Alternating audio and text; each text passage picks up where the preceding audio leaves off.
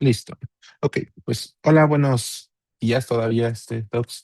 El día de hoy vamos a terminar justamente con nuestro tema de farmacocinética. Como pudieron ver, es un tema extenso porque pues abarca muchos procesos y muchas cosas interesantes, ¿no? Entonces, hoy vamos a ver primero que nada la última parte de distribución, que justamente es esta que vamos a ver, que es la unión a tejidos. Ok, entonces ya vimos la vez pasada justo la parte de la unión a tejidos del sistema nervioso central, al tejido adiposo y al hueso, ¿no? Que son órganos muy importantes, o más bien tejidos muy importantes para la farma, ya que dos de ellos sirven como reservorios para algunos medicamentos, como comentábamos. Y en el caso del sistema nervioso central, pues también tenemos que tener consideración, ya que ese punto pues es inmunológicamente privilegiado y por lo tanto, pues es más difícil que pasen propiamente los fármacos. Otro de los tejidos que nos va a importar a nosotros en farma va a ser este de acá.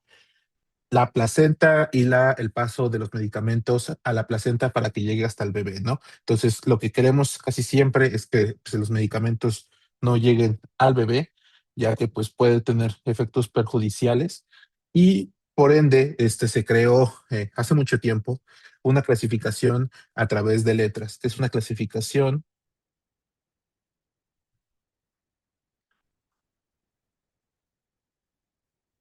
que va de la A, B, C, D y X, ¿vale? Entonces, esa es una de las primeras clasificaciones, pero a partir del 2015 se empezó a ocupar una clasificación diferente que va a ser la Pregnancy, Lactation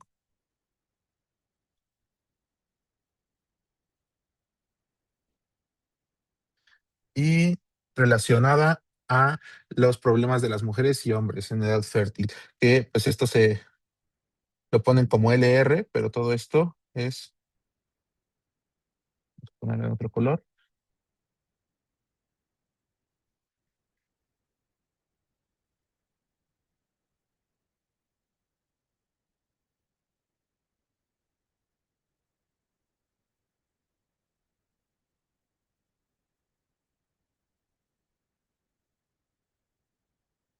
que básicamente aquí nos dice esta clasificación, si por ejemplo es apto o está contraindicado el fármaco en el embarazo, en la lactancia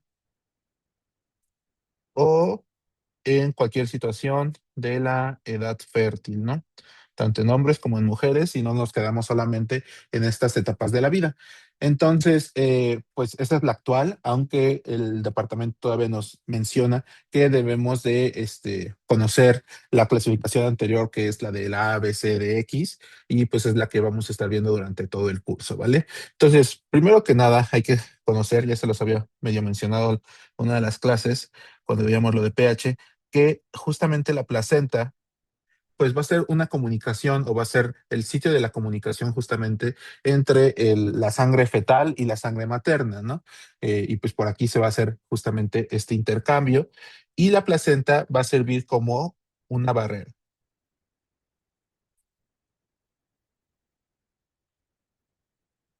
entre circulación materna y fetal. Nosotros sabemos, por nuestras clases de embrio, que justamente la sangre fetal, vamos a ponerla acá,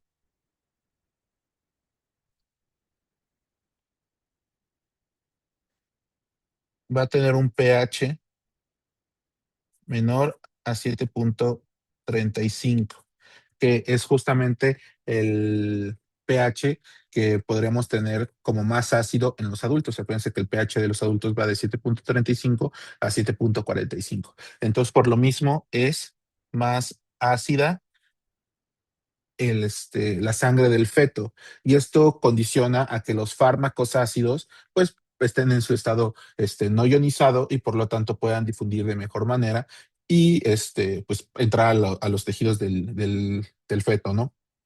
Y los fármacos básicos, pues al tener pues esta parte de la ionización del propio fármaco, pues van a estar retenidos en la propia sangre y tal vez no tener tantos efectos, ¿no? Entonces, nada más recordar justamente esa parte y pues entre mayor liposolubilidad en el caso de los fármacos, pues vamos a tener mayor paso de los propios a los tejidos del bebecito, ¿no?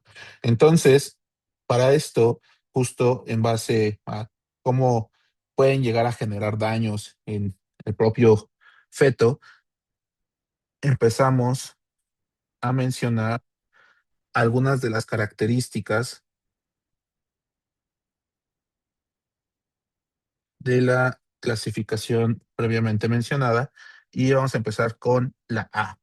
Nuestra clasificación A nos habla de aquellos fármacos que no tienen una evidencia como tal de,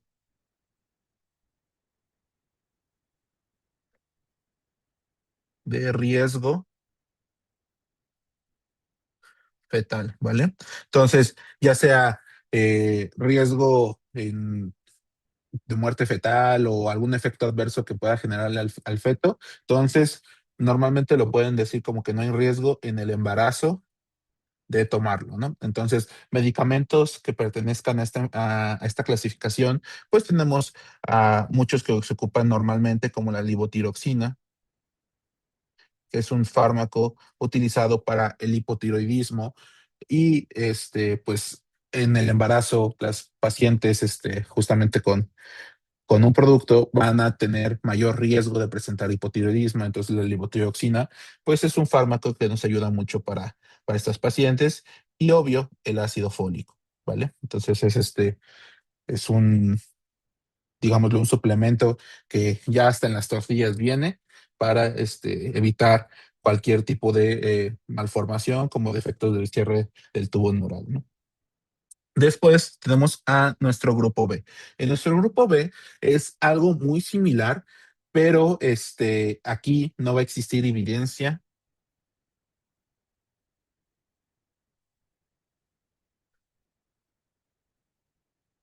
en humanos. Es decir, se hizo estudios ya después en humanos, pacientes embarazadas, y no hubo ningún,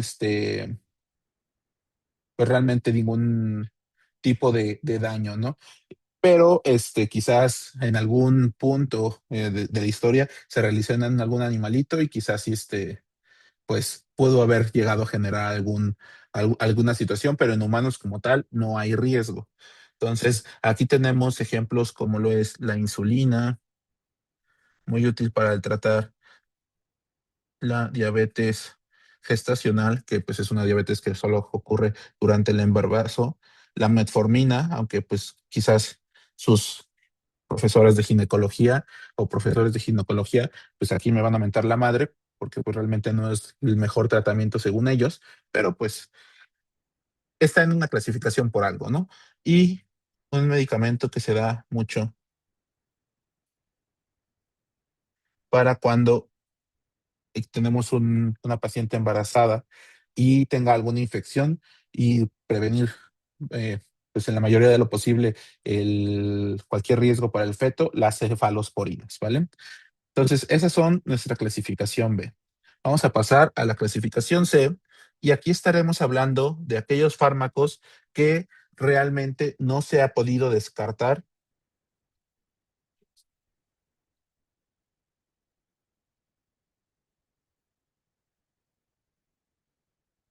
algún riesgo, ¿vale? Entonces, puede ser fármacos muy, muy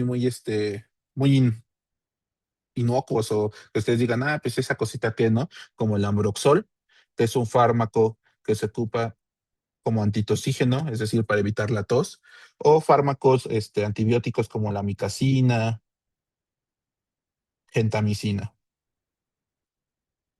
Entonces, se han hecho estudios, probablemente se hicieron estudios en humanos y pues no se lo pueden atribuir realmente el efecto adverso al fármaco como tal, pero pues realmente no se descarta riesgo y aquí esto pues o más bien se recomienda dar este fármaco En caso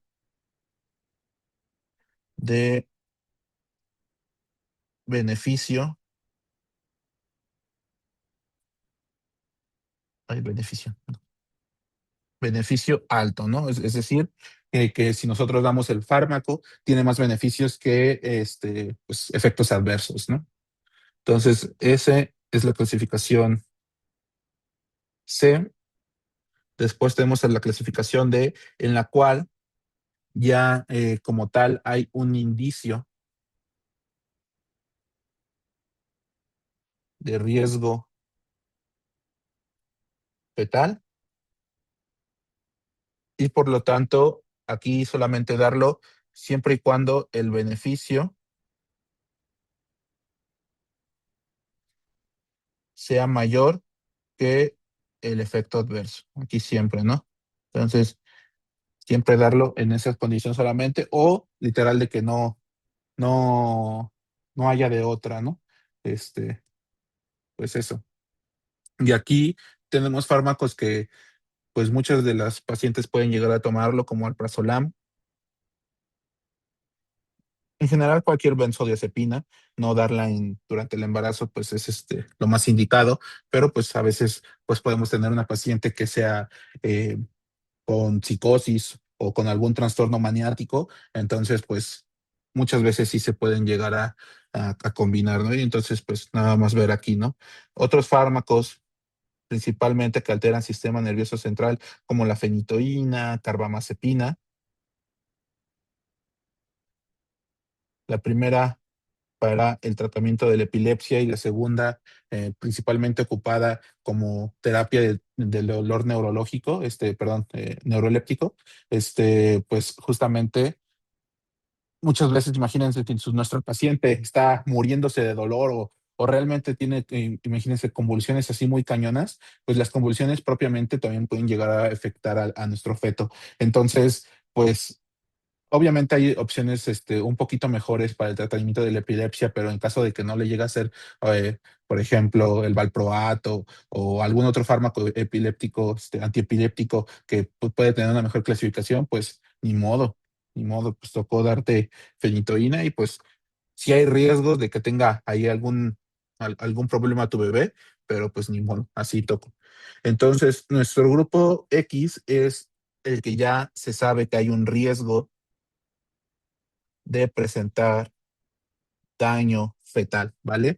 Entonces aquí ya son los de no los doy, entonces aquí vamos a ponerlo entre paréntesis, contraindicados. Entonces ya sabemos que si damos estos fármacos va a generar sí o sí, ya sea muerte fetal, alguna malformación o simplemente pues que tenga algún problema el feto durante su desarrollo o durante el nacimiento o que adelantemos el parto, muchas cosas, ¿no? Que pueden llegar a pasar con estos fármacos y pues son algunos que son quizás tan aparentemente inofensivos como la torvastatina, que es un fármaco que nos ayuda para bajar el colesterol. Entonces, imagínense, ¿no? Así tan inocuos que quizás lo podemos pensar, ¿no? Así como que, pues sí, es el combo clásico para un paciente que tenga síndrome metabólico y si nuestra paciente embarazada es una persona con obesidad, hipertensión, diabetes, pues sí o sí, en algún momento va a estar tomando atorvastatina. Entonces ahí pues empezar a checar, decir, mira, pues yo si quiero ser gine, pues empezar a ver cuáles son los que podríamos llegar a quitar en estos pacientes. También tenemos otros que ya también no son tan inocuos como la warfarina o los anticoagulantes orales directos. Esto pues no es tan importante que pues, como que conozcan, esto lo vamos a ver ya en tercer bloque, pero pues sí, como su nombre lo dice, son anticoagulantes, entonces evita que la sangre se coagule y pues corremos el riesgo de presentar sangrado, tanto principalmente la paciente embarazada, ¿no? Pero pues también se asocia a teratogénesis en el feto. Entonces, pues no. Y por último tenemos a los anticonceptivos orales combinados, que nuevamente presenta alto índice de teratogenicidad y pues por su propia, este, pues digámoslo, concepto o mecanismo de opción de justamente de los anticonceptivos, porque los estarías tomando mientras estás embarazada, a menos de que no lo sepas. Y pues sí, en etapas iniciales, pues aumenta mucho el riesgo de aborto. Entonces, esas serían las clasificaciones. Son, como pueden ver, cinco. Ya realmente, o sea, como cuando lo vean durante sus ciclos clínicos, esto ya lo ocupan solamente los doctores que son un poquito más viejitos y que no conocen la otra, porque pues ya si ustedes se meten a Micromedex, sí vienen las dos, pero como de vistazo rápido, pues vemos la otra, ¿no? La PLLR. Pues no, no, sí se puede tomar, no se puede tomar. Y listo. Entonces, ¿alguna duda respecto a esto? ¿O todo bien? Ok, va, gracias. Entonces, ahora vamos a pasar a los últimos dos procesos que corresponden a nuestra farmacocinética, que va a ser justamente el metabolismo y la eliminación, que van a ver que son procesos muy, muy, muy complementarios. Y antes de pasar como tal a explicar cada uno de los procesos, hay que ver esto que yo le denomino como la curva general de la farmacocinética. Tal vez no lo ven así, tal vez lo ven con otro nombre. Pero pues básicamente aquí hacemos un englobe de todos los procesos y vamos a hablar de algunos términos que son muy importantes tanto para Pharma como para su DEPA como tal, ¿no? Entonces, aquí pueden ver una gráfica, que esta gráfica pues tiene en estas gráficas que vamos a ver en Pharma, casi siempre nada más tiene dos ejes, ¿no? Tiene el eje de las X, que es este horizontal, el cual va a estar hablando de nuestro tiempo. Y esto puede ser en segundos, minutos, horas, dependiendo del fármaco. Este es, dependiendo del fármaco, ahí es el tiempo, ¿no? En el inicio de este eje y la intersección con el otro, aquí vamos a poner siempre la administración del fármaco. Es algo muy similar a lo que veíamos cuando veíamos la distribución del tiopental. Y por último, en el eje de las Y's, aquí vamos a tener a la concentración del fármaco en sangre, ¿vale? Y aquí pues lo pueden ver en porcentaje, en milimoles sobre decilitro, en equivalentes, depende del libro que ustedes lo ven. Pero a fin de cuentas siempre va a ser concentración. Entonces, como pues pueden ustedes estar pensando, cuando una vez nosotros administramos el fármaco, vamos a tener un aumento de este fármaco siguiendo una línea y después una bajada, que esto estaría representando que el fármaco, ok, déjenme lo hago otra vez, que está representando que el propio fármaco está saliendo del cuerpo, ¿no? Entonces, este primer periodo nos va a estar hablando toda esta área de acá, que comprende este tiempo, nos va a estar hablando de los primeros dos procesos que ya vimos. Estamos hablando de la absorción y distribución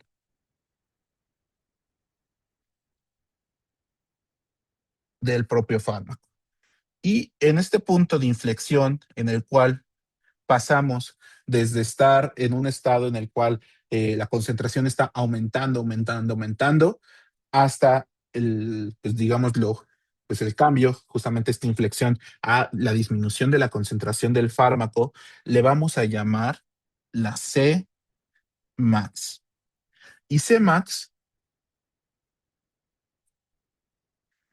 es la concentración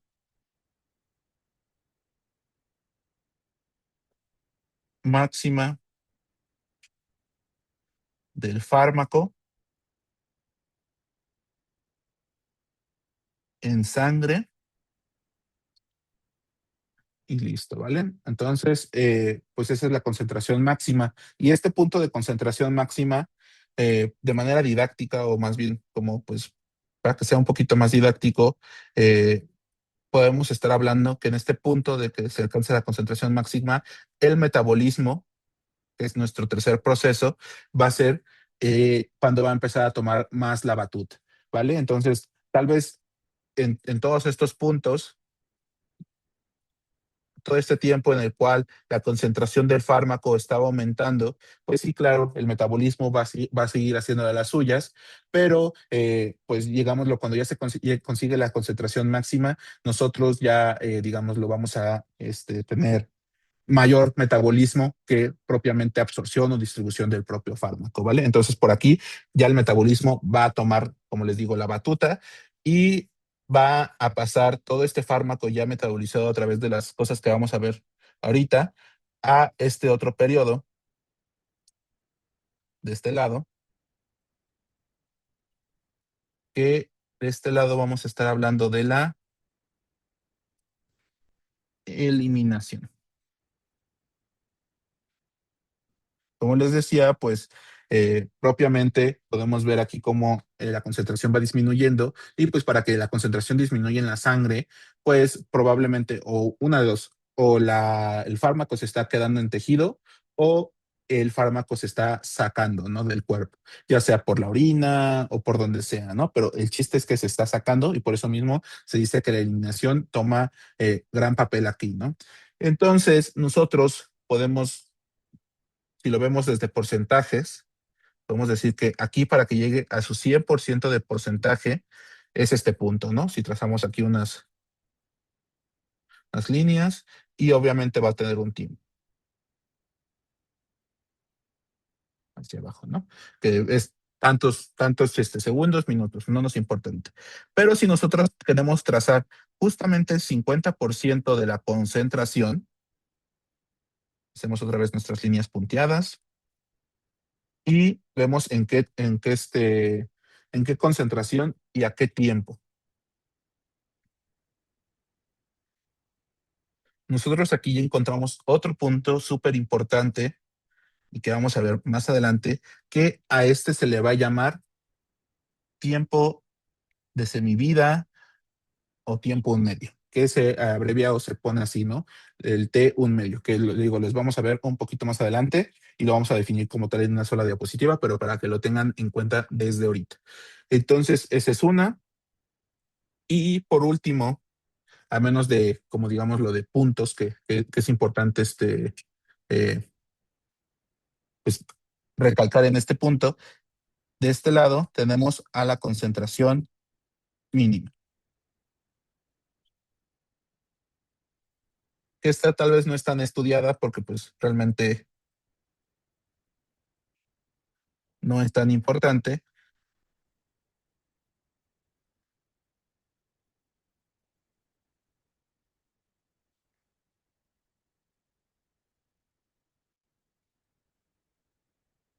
ya que es después de su aplicación. Como les digo, no es tan importante y esta no la preguntan casi nunca en el D. Como les digo, los puntos ya quedaron. Esos son los tres puntos más importantes que vamos a estar viendo. Y ahora vamos a ver unas áreas. Esta área, la primera que vamos a conocer, pues es literalmente todo el área que corresponde a esta curva. Entonces, toda esta curva y se va a abreviar como AUC, ¿vale? Que es el área debajo de la curva. O si quieren también, bueno, esto es en inglés y en español sería área debajo de la curva, ABC. Entonces, AUC o ABC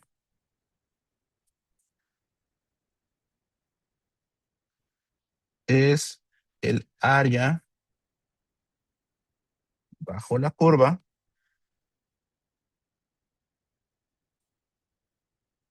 y esto, digámoslo, esta área debajo de la curva nos habla del tiempo de exposición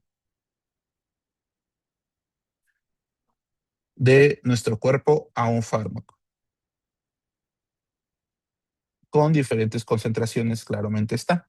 Entonces, eso nos habla de área debajo de la curva. Ya después en el curso vamos a estar viendo cómo existe algo que se llama cuantificación del efecto terapéutico o efecto farmacológico, y justamente vamos a emplear justamente el AUC para poder hacer comparaciones entre dos fármacos diferentes. Entonces, ese es uno. Y por última, al menos en este esquema, vamos a ponerlo acá de color naranja, tenemos desde aquí hasta que alcanzamos nuestra concentración máxima, tenemos este periodo de tiempo que se le va a conocer como Tmax. Todo esto va a ser el Tmax. Digámoslo ya, sería, como tal sería este puntito de aquí. Pero pues digámoslo desde la administración hasta que se consigue la concentración máxima, es el Tmax. Es el tiempo necesario para alcanzar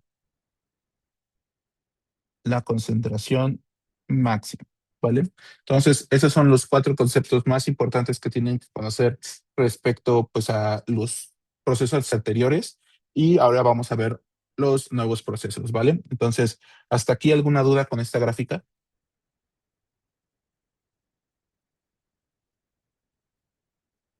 ¿Todo bien? Gracias. Entonces, ahora sí vamos a brincarnos al siguiente proceso, que justamente es el metabolismo. Y el metabolismo, les había comentado en la primera clase que también tiene otro nombre, que va a ser biotransformación,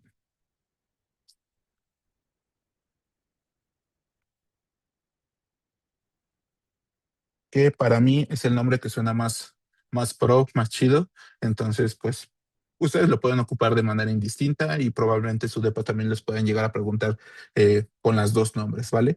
Entonces, ¿cuál es el objetivo del metabolismo? Es propiamente generar que un fármaco que tiende a ser liposoluble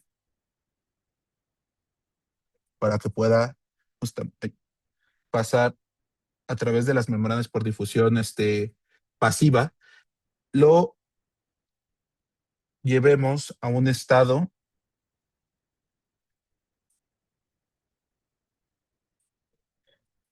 más hidrosoluble, ¿vale? Entonces, esta hidrosolubilidad le va a conferir la capacidad de aumentar su eliminación. Entonces, un fármaco liposoluble podríamos decir que es poco eliminado, ¿vale? Entonces es poquitamente eliminado, y por lo tanto queremos hacerlo más hidrosoluble para que se pueda eliminar más fácil. Y esto va a suceder en diferentes órganos de nuestro cuerpo. El metabolismo no solamente está pues llevado a cabo por este órgano que les pongo aquí a la izquierda, que es el hígado. Sin embargo, el hígado sí es el primer, digámoslo, o el primer lugar de metabolismo de nuestro cuerpo para cualquier sustancia. No solamente para fármacos, para cualquier sustancia. Entonces, el hígado sí, pero también tenemos otros órganos como el intestino, los pulmones y propiamente también los riñones, ¿vale? Todos esos órganos son, digamos, lo más, pueden ser más metabolizadores que otros sitios, pero a fin de cuentas, el lugar se lo va a llevar siempre nuestro hígado. Y ese sería como el orden de escala, ¿no? El hígado primero, luego el intestino, luego los pulmones y luego los riñones. Obviamente, si es un fármaco inhalado, pues los pulmones quizás tengan más, o más bien, los pulmones van a tener mayor metabolismo que un intestino, ¿no? Que un riñón. O si es un fármaco propiamente que se inyecta a arteria renal, pues puede ser que los riñones tengan un poquito más de metabolismo que los pulmones. Pero pues es indistinto de manera general. El hígado siempre va a ser el principal sitio en el cual nosotros vamos a generar estas biotransformaciones. ¿Y por qué se les va a llamar biotransformaciones? Ya que justamente digámoslo, este proceso va a conllevar dos tipos de transformaciones que les vamos a llamar reacciones de fase. Estoy buscando un colorcito. Entonces, tenemos reacciones de fase uno y ahorita vamos a ver las reacciones de fase 2. Entonces, esto básicamente va a ser llevado por diferentes sustancias. Entonces, imaginémonos que tenemos de este lado nuestro fármaco y llega a nuestro hígado y este va a ser muy, muy, muy liposoluble. Entonces, queremos hacerlo más hidrosoluble. O imagínense que está inactivo, cualquiera de estas dos. Está inactivo o es muy liposoluble, o las dos, ¿no? Puede ser. Entonces, para esto, vamos a ocupar nuestras reacciones de fase uno, primero que nada, que son las más, pues las más, digámoslo, estudiadas en el sentido amplio y que más les pueden llegar a preguntar durante el DEPA. Entonces, para estas reacciones de fase uno, vamos a tener una familia de enzimas que se llama la familia de citocromo P450, ¿vale? Entonces, justamente estas van a ser, como les digo, una familia de varias enzimas que se abrevian como CYP, digámoslo para que no digan familia de citocromo P450, nada más le digan como CYP y el nombre de la propia enzimita. Entonces, estas, como les digo, son las más importantes de las reacciones de fase uno, más importantes. ¿Ok? Y estas van a tener una actividad de enzima a través de su dominio reductasa. Entonces son CYP reductasas y van a ocupar NADPH. ¿Vale? Entonces, eso, y esto va a ser a través de un proceso, ya que estas enzimas van a tener algo que probablemente ya han escuchado, que es un grupo hemo, ¿vale? Entonces, los grupos hemos, básicamente, pues ya lo vieron quizás en algún eritrocito, ¿no? Va a tener un hierro que va a poder transportar una molécula de oxígeno, ¿no? Entonces, de esta forma, pues acuérdense que las reacciones de óxido-reducción, pues van a permitir, pues justamente oxidar o reducir alguna sustancia, ¿ok? Entonces, déjeme acepto su compañero. Entonces, pasamos nuevamente a nuestro ejemplo en el cual tenemos aquí a nuestro farmaquito y va a pasar a través de todas estas enzimas de la familia de las CYPs. Entonces, aquí este grupo hemo le va a permitir a nuestro propio fármaco agregarle un oxígeno. Entonces aquí, vamos a ponerlo acá. Entonces, digámoslo, está de esta forma, ¿no? Entonces, esto ya no va a ser nuestro fármaco inicial, ¿no? Ahora va a ser un fármaco oxidado. Y obviamente aquí, pues vamos a estar liberando sustancias. Aquí vamos a liberar un electrón, liberamos también un anión superóxido y también liberamos agua. Cuando, digamos, el fármaco se somete a la reducción por justamente nuestras enzimas. Y algo que tener en cuenta, y es una de las causas por las cuales pueden llegar a generar efectos adversos los fármacos a nivel hepático, es que el anión superóxido es o pertenece más bien a las especies reactivas de oxígeno, a los ROS. Entonces, estas pueden llegar a generar daño, ¿vale? Entonces, eso nada más como para que lo tengan ahí medio en cuenta.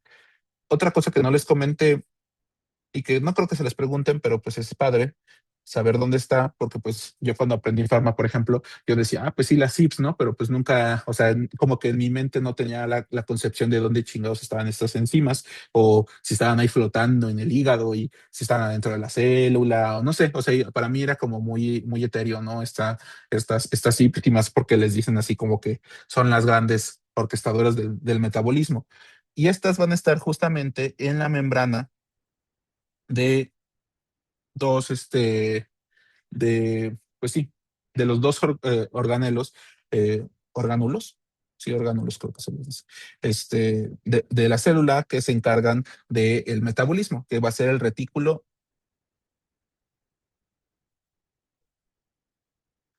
endoplasmático, tanto el liso como el grueso, ¿vale? Este, entonces, el rugoso, perdón. Entonces, ahí van a estar justamente estas enzimas ahí pegadas en la membrana y una vez que, pues, digamos, el fármaco entre dentro de la célula, porque pues es muy liposoluble, pues ahí las enzimas van a agarrarlo y van a hacerle justamente este proceso de oxidorreducción. Entonces, ya este fármaco, una vez que esté oxidado, como les digo, puede ser que tenga dos partes, ¿no? Digámoslo, este podría ser una opción o esta podría ser una opción o que las dos estén al mismo tiempo, entonces podría ser cualquiera de esas, ¿no? Y de este lado vamos a ver lo mismo, entonces puede estar ahora menos, en lugar del menos vamos a ponerle más, yo estaba en café, más hidrosoluble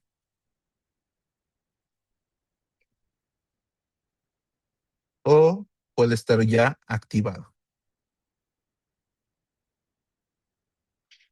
Entonces este puede ser uno, este puede ser dos o los dos a la vez, ¿vale?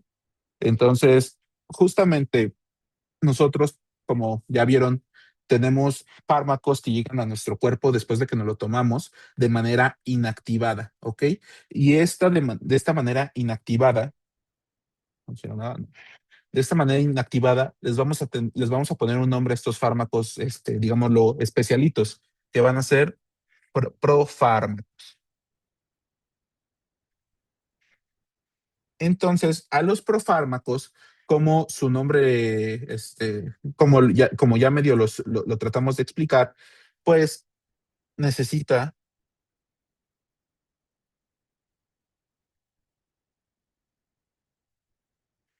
metabolismo para activarse y por ende ejercer un efecto farmacológico. Entonces podríamos poner acá que se toman de forma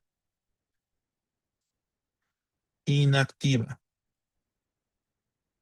¿Vale? Y se necesita metabolizar, como ya vimos, pues realmente casi todos los fármacos de esta forma van a necesitar algún tipo de CYP para activarse, pero en algunas raras ocasiones, y creo que en el temario no vamos a ver ninguno, se puede llegar a ocupar unas reacciones de la siguiente fase que todavía no vemos. Pero eso básicamente es un profármaco. El ejemplo más clásico y que siempre les ponen en el DEPA en caso de que pregunten profármacos es en el enalapril, que es un fármaco para tratar la hipertensión arterial y entonces entra como, digámoslo, como profármaco y se tiene que activar para estar ya en su forma activa, ¿no? Entonces, tal cual, eh, ese sería el ejemplo y, como les digo, puede estar, puede ser de dos formas, ¿no? La primera fase, de que pase así inactivo, pase activo, que sea liposoluble e inactivo y luego sea hidrosoluble y activo o solamente activo. Muchas combinaciones, ¿no? Hay curiosas de cómo pueden llegar a ser. Pero el chiste es que si está activado, pues ya va a poder hacer efecto farmacológico.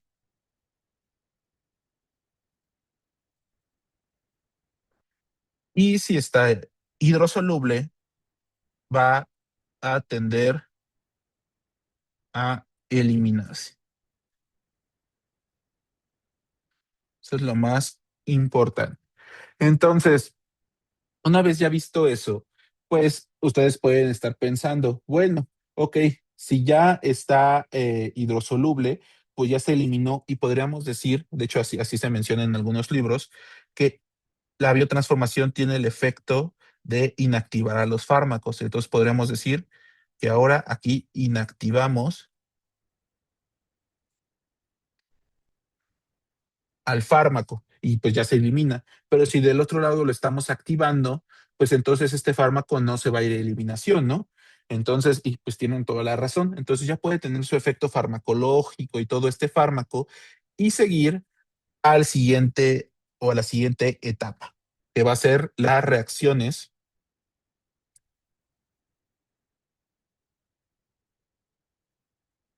de fase 2 o de segunda fase, de ahí como ustedes lo vean. Y si ya habíamos visto que estas reacciones, y no se los puse acá, normalmente son reacciones de óxido, reducción. Estas reacciones de este lado van a ser reacciones de conjugación. Eso sí se los pueden llegar a preguntar, así como que, ¿cuál tipo de reacción pertenece a una conjugación, no? O digámoslo, las CIP son una reacción, son un ejemplo de reacción de óxido-reducción, ¿no? Y pues así. Entonces, es eso. Y ahora, estas propias reacciones de segunda fase, vamos a tener muchas, muchas, muchas, muchas, muchas. Pero si nos vemos con la tarea de clasificarlas en las que más nos importan, la primera es la glucuronidación,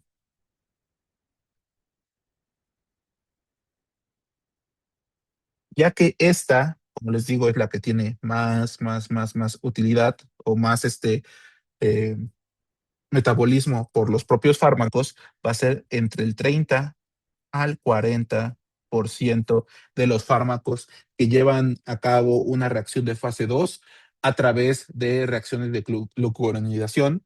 Y aquí ocupamos una enzima que no es importante que se sepan su nombre completo, pero sí sus siglas, que es la UGT, ¿vale? Urinil glucuronidil transferasa, ¿vale?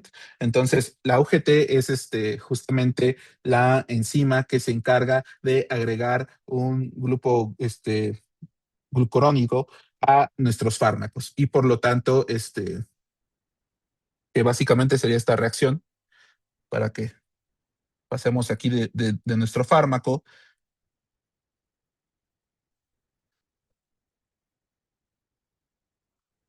y ahora aquí llega nuestra UGT y le agrega un grupo glucurónico que va a ser UDP 6-fosfato a nuestro propio fármaco y ya tendríamos acá nuestro farmaquito, ay, no se hizo el círculo, con UDP 6-fosfato. Entonces, por eso es de conjugación, ¿vale? Entonces, se le agrega como tal pues una molécula extra, ¿no? Entonces, acá UDP 6-fosfato. Tenemos otras que quizás son un poquito menos relevantes para el caso de la fármaca, de la farma, pero no para la vida, que es la acetilación, la metilación, ¿qué otra? La sulfaración, que este es agregarle acá un acetato, un metilo y acá un grupo sulfato, ¿vale? Entonces, pues eso. Esas son las principales, existen muchísimas más, pero con que ustedes se acuerden de la glucuronidación, más que perfecto. Entonces, este fármaco que ya tiene unido a nuestro UDP6-fosfato va a estar nuevamente, ya lo tenemos en un punto activo, ¿no? Entonces, acá nuevamente tenemos la disyuntiva en la cual puede estar nuevamente activo o puede pasar a su estado inactivo. Si pasa a su estado inactivo, ya podríamos decir que es más hidrosoluble.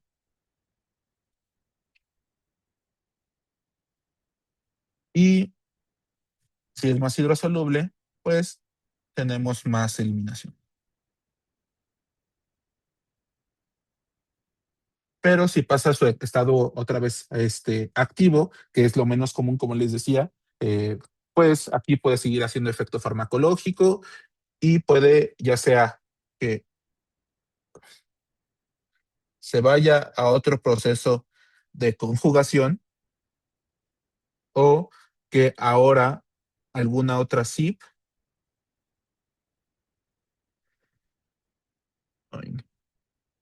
bueno, lo vamos a poner aquí.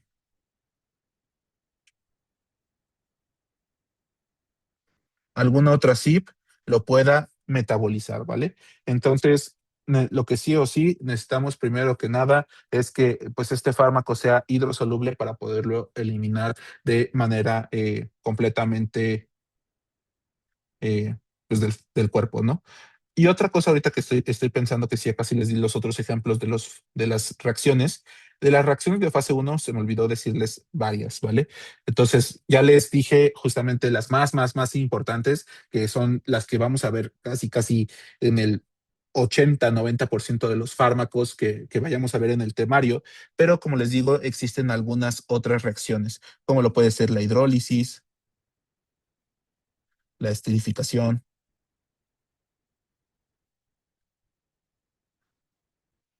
la esterificación o la propia reducción. ¿Vale? Entonces, esas son las otras, digamos, lo que podrían ser más importantes dentro de nuestro programa, pues las que vamos a ver van a ser las hidrólisis y las esterificaciones. Podrían llegar a ser las que más, a diferencia de la reducción u otras, ¿no? O en comparación también con la acetilación o la sulfatación. Pero van a ver que hasta el 80-90% de los fármacos o ocupan CYPs o ocupan glucuronidación o ambas. Entonces, pues sí, justamente no, tampoco no es tan importante que lo tengan así como súper en mente, ¿vale?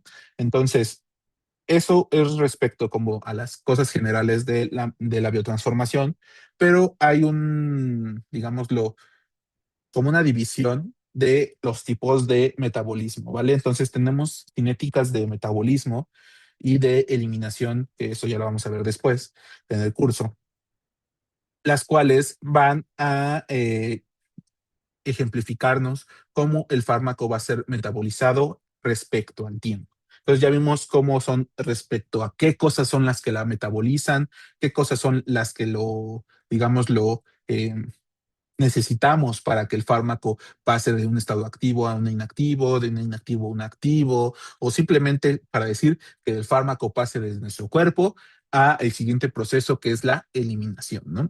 Entonces, ahora vamos a ver cómo este proceso va a lo largo del tiempo. Entonces, acá tenemos otra grafiquita chiquita en la cual tenemos en el eje de las X al tiempo, ¿vale? Y al eje de las Y tenemos a la concentración del fármaco, pero metabolizado. Es decir, entre más alto, mayor metabolismo del propio fármaco. Entonces, vamos a imaginarnos que un fármaco va a llevar la siguiente línea, ¿vale? Como pueden ver, es una línea completamente recta en la cual si nosotros aquí ponemos unidades arbitrarias, como puede ser 2, 4, 6, 8, acá el fármaco metabolizado, al menos en este ejemplo, va a ser 2, 4, 6, 8. Entonces, bueno, creo que mi línea no está tan derechita, pero a ver, vamos a hacer otra vez. Vamos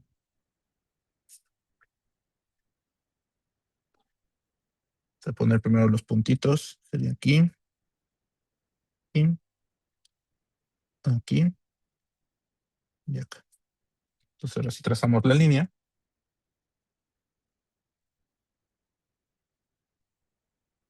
bueno, imagínense que sí está derechita mi línea.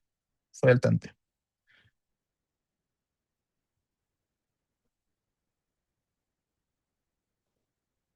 Entonces aquí todo corresponde, digámoslo, el tiempo que pasa entre que metabolizamos una cantidad de fármaco es equiparable a el tiempo que pasa para que metabolicemos más fármaco. Entonces, por ejemplo, si necesitamos 2 minutos, segundos, lo que sea, para que dos del fármaco, 2 miligramos, gramos, porcentaje, ¿no? Puede ser hasta 20% del fármaco, 40% del fármaco, va a ser de 2, ¿no? Va a ser 2 segundos. Y ahora, si queremos hacer el doble, pues obviamente nos vamos a tardar el doble de tiempo. Si queremos hacer que el 60%, por ejemplo, en el 6, pues necesitamos, obviamente, pues 6 minutos, horas y así, ¿no? Entonces, es, digamos, lo constante. Y este tipo de cinética de eliminación, como les digo, estos se les llaman cinéticas de metabolismo. Y esta cinética de metabolismo le vamos a llamar una cinética lineal.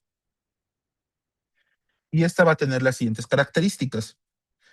Es constante, como ya vimos, es no saturable.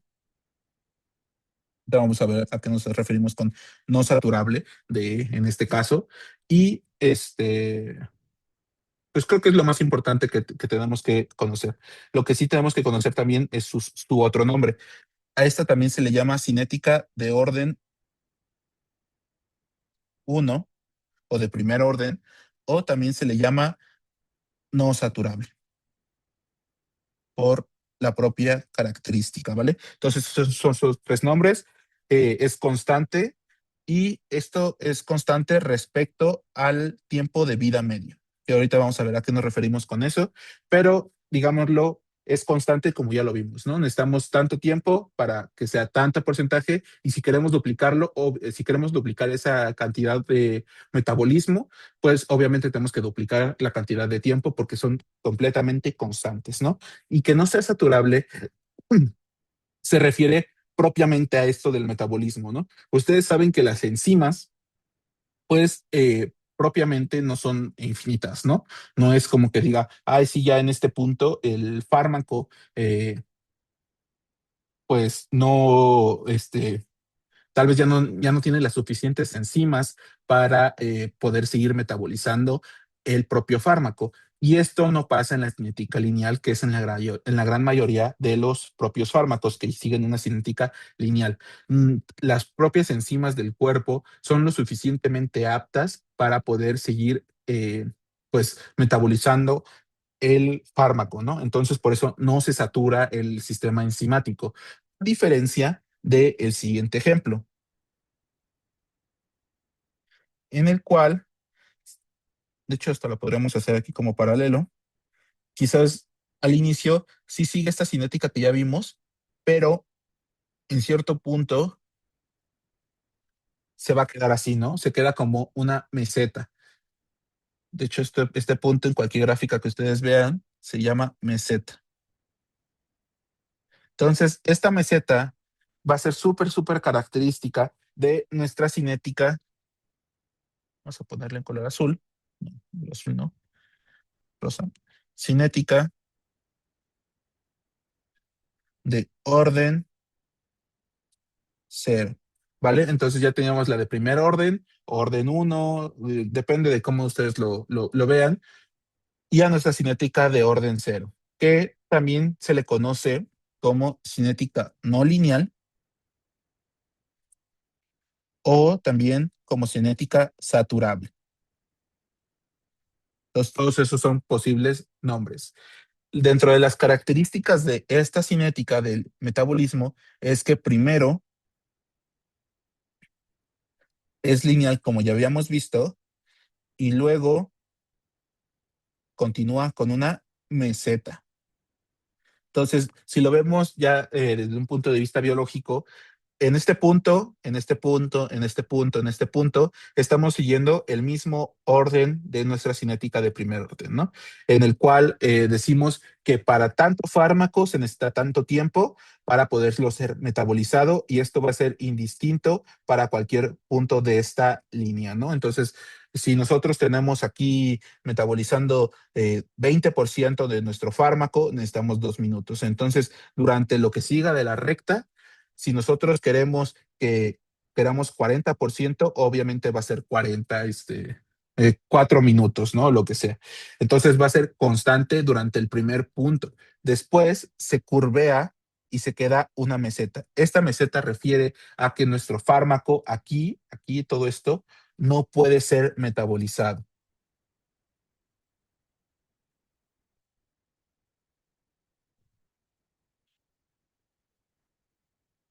No metabolismo, ¿vale?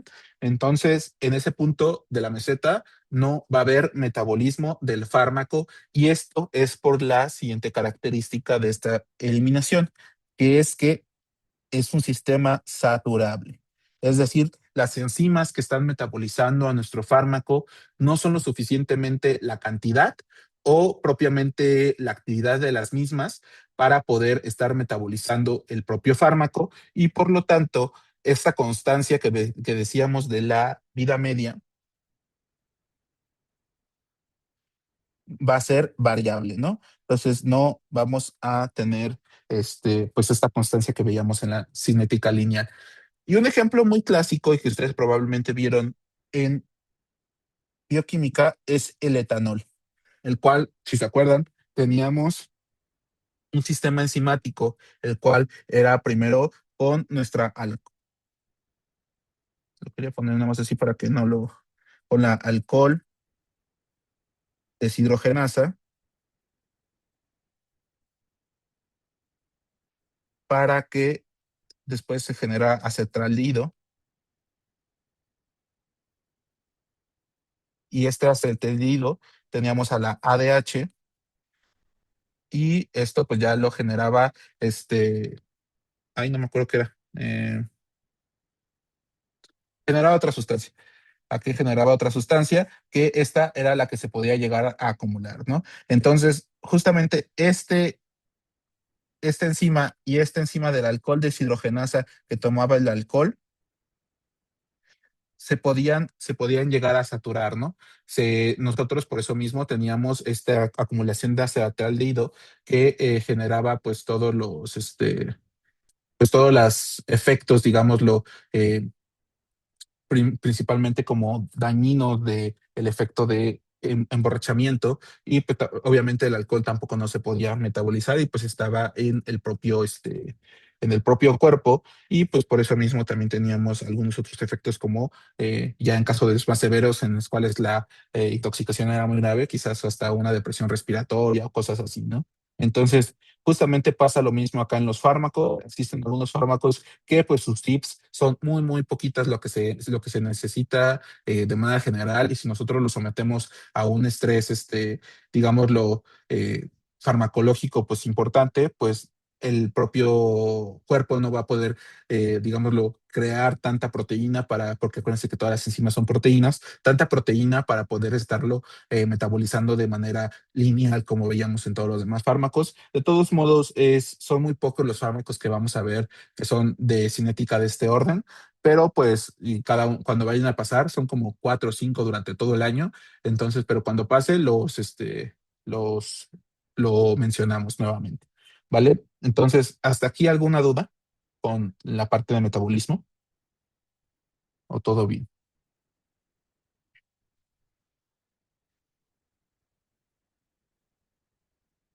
Ok, bueno, tomar eso como que todo chido. Entonces, déjenme más pongo a cargar esto.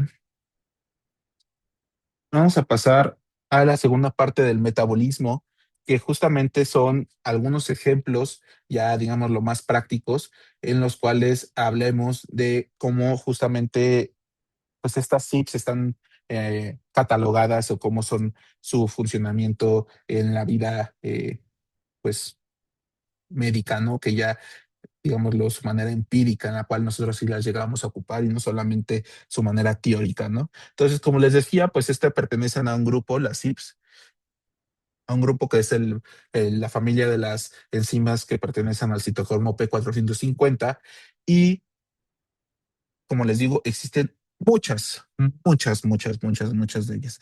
Entonces, nosotros cuando queremos hablar de alguna de ellas, primero que nada empezamos con zip, que pues es esta abreviación, después ponemos un número, una letra y luego otro número. Entonces, esto va a representar justamente, primero que nada, el zip, a lo de la familia del citocromo P450, ¿no? Luego, el primer número nos va a estar hablando de a qué familia pertenece. Entonces, por ejemplo, este ejemplo va a pertenecer a la familia 3. Después, la letra nos habla de a la subfamilia que pertenece. Entonces, este pertenece a la subfamilia A. Y por último, el, el segundo número va a representar a qué gen corresponde la codificación de esta proteína. Entonces, aquí podemos decir que CYP3A4 es de la familia 3, su familia A, y se codifica en el gen 4 para poder metabolizar, para poder sintetizar a esta proteína. Y justamente CYP3A4 es la enzima de esta familia que corresponde al metabolismo de hasta el 50% de los fármacos. Entonces, hasta el 50% de los fármacos van a ser metabolizados en mayor o menor medida por esta propia enzima. Otros ejemplos que también son muy importantes y que ustedes van a ver que mucho, lo vamos a mencionar mucho durante el curso es 12,9 que corresponde hasta el 20% de los propios fármacos. Vamos a ponerlo acá.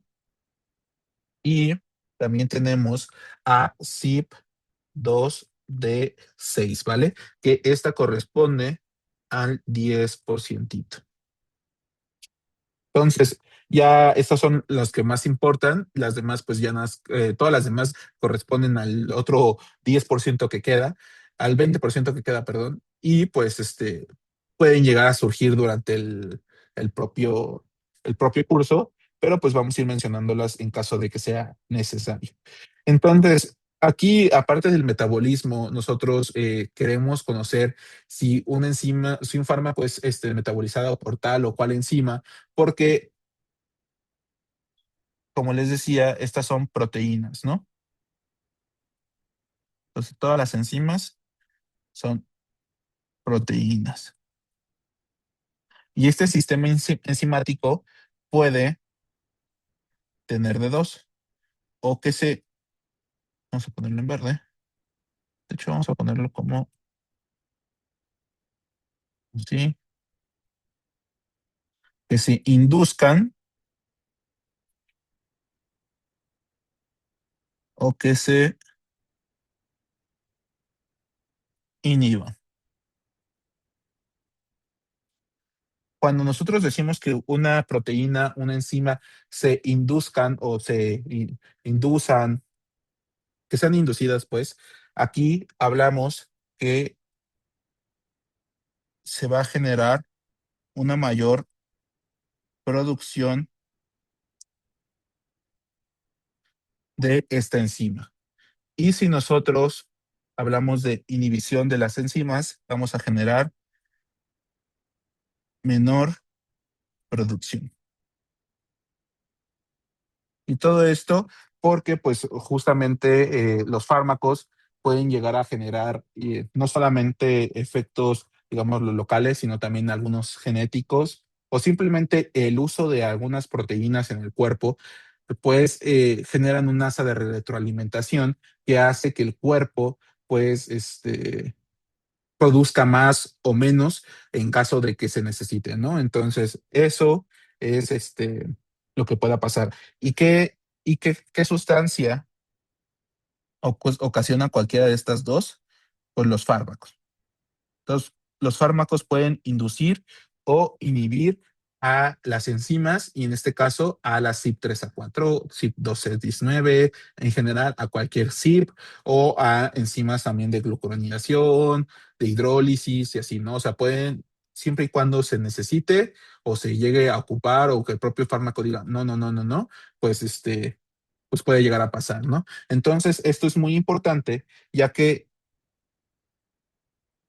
la inhibición y la inducción pueden generar efectos adversos que vamos a llamar interacciones.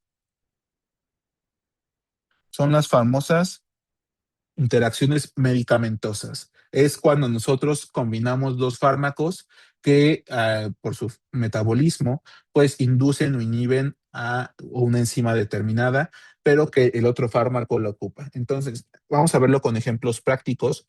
Y vamos a hablar, primero que nada, de algo que no es un fármaco como tal, pero que probablemente han escuchado de ella, que es la hierba de San Juan. La hierba de San Juan es un tratamiento que ocupan pues algunas personas que les gusta pues todo esto de la herbología y cosas así, y pues sí pueden llegar a servir, pero ahorita quedémonos con su compuesto activo, ¿no? Que es la hiperforina. La hiperforina es una sustancia que tiene la hierba de San Juan que genera cambios en un en un en una enzima que ya vimos que es la CYP3A4. Entonces, la hiperforina induce, es decir, aumenta la producción de CYP3A4. ¿Ok? Entonces, con esto si tenemos un fármaco que es el 50% casi de los fármacos que son metabolizados por esto,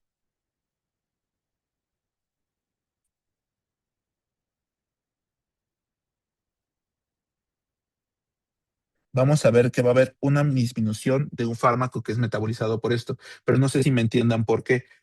Vamos a verlo acá con un ejemplo práctico. Entonces, aquí, digamos lo que tenemos a nuestro fármaco, que va a ser un cuadradito en este caso, y aquí tenemos, vamos a ponerlo como ovalitos, a nuestra CYP3A4. CYP3A4, y acá está el fármaco. Entonces, de aquí a acá se metaboliza y por ende este fármaco pasa inactivo, ¿no? Y si se pasa inactivo es más hidrosoluble y por ende más eliminación, que es lo que ya habíamos visto anteriormente. Pero ¿qué pasaría si este fármaco, pues no solamente es una sola molécula, ¿no? Son varias. Pero nosotros inducimos a que esta enzima también sean un montón.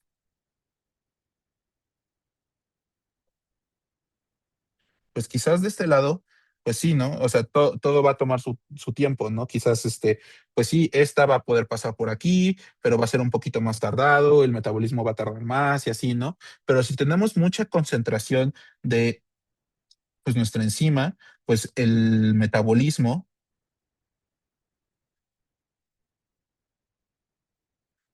va a ser más rápido, es decir, va a aumentar y por ende, pues la concentración de fármaco activo, pero eso no lo puse, va a disminuir. Entonces, por ende, pues va a haber menos efecto. Entonces, eso es algo que puede llegar a pasar, ¿no? O sea, que quizás nuestro fármaco que sí es metabolizado por esta cosa, pero de manera normal, pues se metaboliza normal, ¿no? Para que genere su efecto terapéutico. Pero si nosotros le agregamos otra sustancia como la hierba de San Juan y ya sabemos que induce a esta enzima, pues puede ser que el fármaco no funcione tan chido. Otra cosa que puede llegar a generar lo mismo es un fármaco como tal, que es la eritromicina. La eritromicina también es un inductor de nuestra enzima. Entonces, si nosotros combinamos eritromicina con algún otro fármaco como omeprazol, paracetamol, ibuprofeno y así, pues el efecto de nuestro propio fármaco secundario que añadimos a la eritromicina, pues va a tener menor eficacia, ¿vale? Entonces, ese es un ejemplo de justamente de inductor para esta enzima. Y ahora vamos a ver a los que pueden llegar a ser inhibidores. Empecemos con nuestro, como fuente natural, que es el jugo de toronja.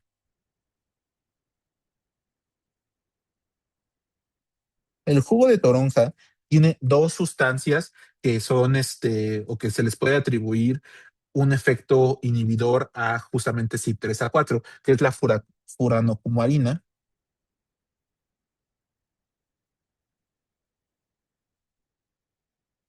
y la naranjina. Y no me acuerdo si era con J, bueno, con G, naranjina.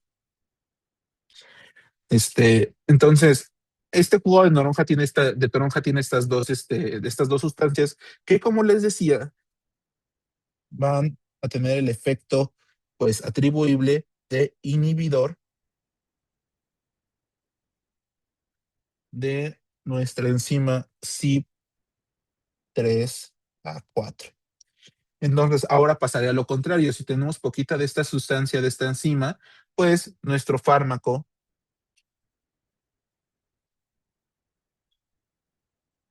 la concentración de fármaco activo, pues va a ser mayor. Y pues no siempre es bueno tener mucha concentración de fármaco activo, ya que pues sí, puede ser que el efecto sea más prolongado, pero siempre y cuando nosotros, o más bien siempre que estemos ocupando fármaco de alguna u otra forma, pues siempre vamos a tener, ay, le puse menos, siempre vamos a tener más riesgo de presentar justamente efectos adversos. Entonces, pues ese es el medio del asunto, ¿no? No siempre es bueno que pase de esta forma. Y el ejemplo de nuestro fármaco que puede llegar a generar justamente un efecto inhibidor es el ketoconazol.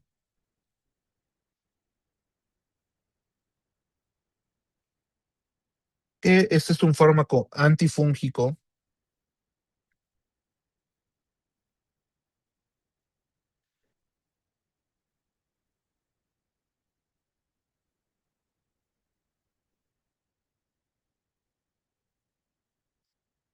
que justamente, pues, pasa de esta forma, ¿no? Un ejemplo muy clásico y que pasa mucho pues, en la práctica médica es cuando nosotros damos ketoconazol en pacientes con VIH. Entonces, pacientes con VIH probablemente vayan a estar tomando tratamiento antirretroviral. Y este tratamiento antirretroviral, en la gran mayoría de estos fármacos, van a ser metabolizados por CYP3A4.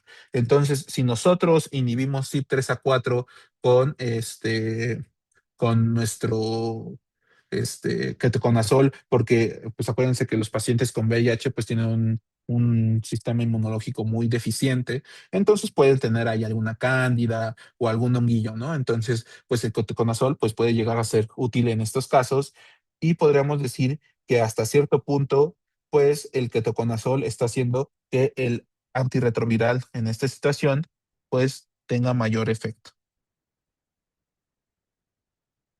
Pero a su vez también mayor efecto adverso de los antirretrovirales, que tampoco no es tan tan bonitos los efectos adversos. Ya lo veremos después.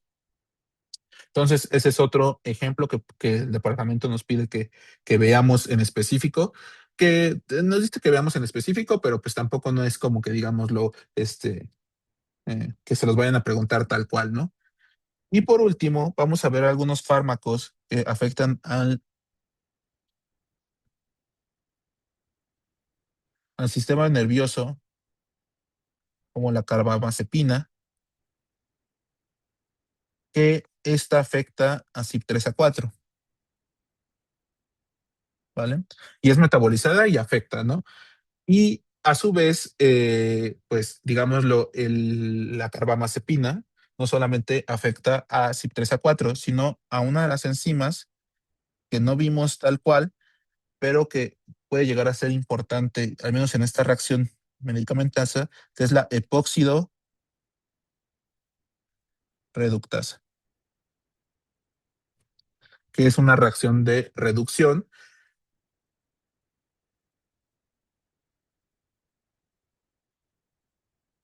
y de hidrólisis. Hacémoslo con la hidrólisis. Ay, ¿quién sabe esta persona? Entonces, justamente esta epóxido reductasa sirve mucho para el metabolismo de un fármaco también del sistema nervioso central que se llama valproato,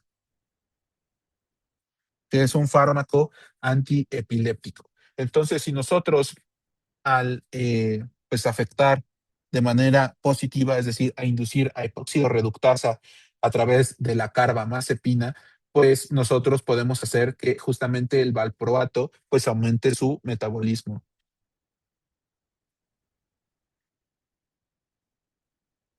Y por ende, pues quizás estos pacientes puedan presentar mayores efectos adversos, más que más efectos adversos, menos efectos terapéuticos y por ende, pues tengan mayores convulsiones o cosas así, ¿no? Entonces, ese es otro que nos pide el departamento, pero pues todas estas interacciones realmente las vamos a ir viendo conforme vayamos viendo fármacos, ¿no? Tampoco no es tan necesario, apréndanse sí o sí, que si las que les llegan a preguntar, pues obviamente hierba de San Juan y jugo de toronja. Con eso más que suficiente, ¿vale? Entonces, eso sí lo puede llegar a preguntar y si lo han llegado a preguntar. El año pasado creo que no lo preguntaron, pero hace 2 años sí lo preguntaron lo de la hierba de San Juan.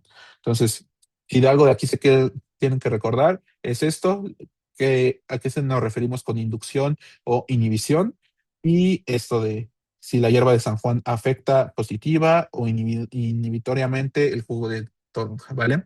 Entonces, eso es respecto a metabolismo. Ay, sí, así hizo bien tarde. Vamos a ver nada más aquí como la iniciación. Yo pensé que íbamos a acabar esta clase de la eliminación y la siguiente clase que va a ser el siguiente lunes, vemos justamente lo que resta de esto y empezamos con farmacodinámica. Entonces, todavía nos quedan 2 clasecitas. Entonces, justamente la eliminación hace referencia al proceso que se encarga de desechar o expulsar el fármaco en estado hidrosoluble del cuerpo. Y para ello tenemos 3 grandes ramas, ¿no? Tenemos la eliminación renal, tenemos a la eliminación pulmonar y tenemos a la eliminación biliar slash heces. Si encuentran alguna de esas dos, pues hablan de lo mismo, ¿no? Entonces, la más importante es nuestra eliminación renal. Aproximadamente el 80% de fármacos se elimina de esta forma. La vía de eliminación pulmonar principalmente son para fármacos inhalados y anestésicos. Y pues la vía de eliminación biliar pues realmente no tiene así como que digámoslo algo tan resaltable que podamos hablar, solo que, bueno, esto ya lo vamos a ver más adelante, pero ocupa algo que se llama sistema de circulación enterobiliar. Que suena muy complejo, pero la neta está bien X, ¿no? Nada más es de que sale el fármaco por la bilis y llega hasta el intestino, ¿no? Suena, le digo, muy complejo, pero la neta está bien X. Entonces, eso es lo que vamos a ver por el día de hoy, porque ya se me hizo un poquito tarde.